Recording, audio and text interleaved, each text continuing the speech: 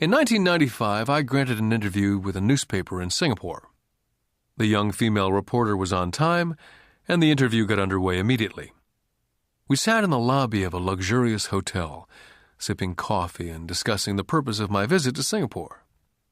I was to share the platform with Zig Ziglar. He was speaking on motivation, and I was speaking on the secrets of the rich. "Someday I'd like to be a best-selling author like you," she said. I'd seen some of the articles she'd written for the paper, and I was impressed. She had a tough, clear style of writing. Her articles held a reader's interest. "You have a great style," I said in reply. "What holds you back from achieving your dream?" "My work doesn't seem to go anywhere," she said quietly. "Everyone says that my novels are excellent, but nothing happens. So I keep my job with the paper. At least it pays the bills." "Do you have any suggestions?" "Yes, I do," I said brightly. "A friend of mine here in Singapore runs a school that trains people to sell. He runs sales training courses for many of the top corporations here in Singapore. And I think attending one of his courses would greatly enhance your career." She stiffened.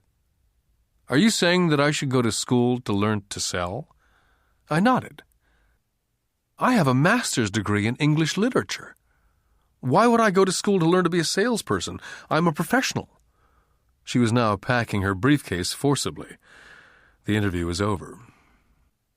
On the coffee table sat a copy of my first book. I picked it up as well as the notes that she jotted down on her legal pad. "Do you see this?" I said, pointing to her notes. She looked down at her notes. "What?" she said, confused.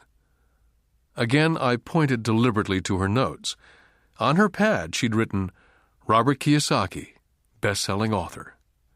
It says, best-selling author, not best-writing author. Her eyes widened immediately. "I'm a terrible writer. You're a great writer. I went to sales school. You have a master's degree. Put them together and you get a best-selling author and a best-writing author."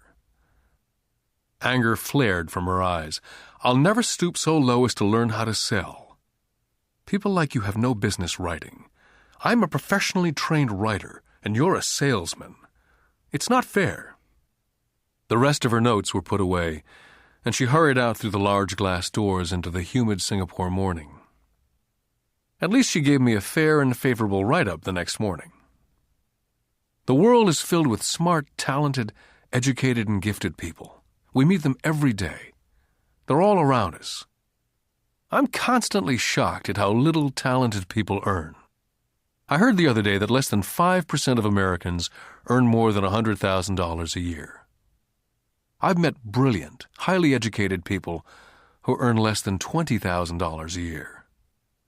A business consultant who specializes in the medical trade was telling me how many doctors, dentists, and chiropractors struggle financially.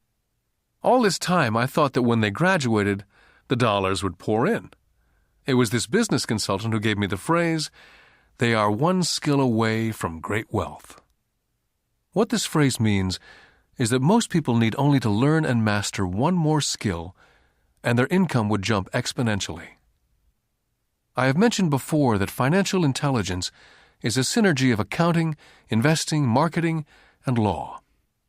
Combine these 4 technical skills, and making money with money is easier. When it comes to money, the only skill most people know is to work hard. The classic example of a synergy of skills was that young writer for the newspaper. If she diligently learned the skills of sales and marketing, her income would jump dramatically. If I were her, I would take some courses in advertising copywriting as well as sales. Then instead of working at the newspaper, I would seek a job at an advertising agency. Even if it were a cut in pay, she'd learn how to communicate in shortcuts that are used in successful advertising. She also would spend time learning public relations, an important skill. She would learn how to get millions in free publicity. Then at night and on weekends, she could be writing her great novel. When it was finished, she'd be better able to sell her book. Then in a short while, she could be a best-selling author.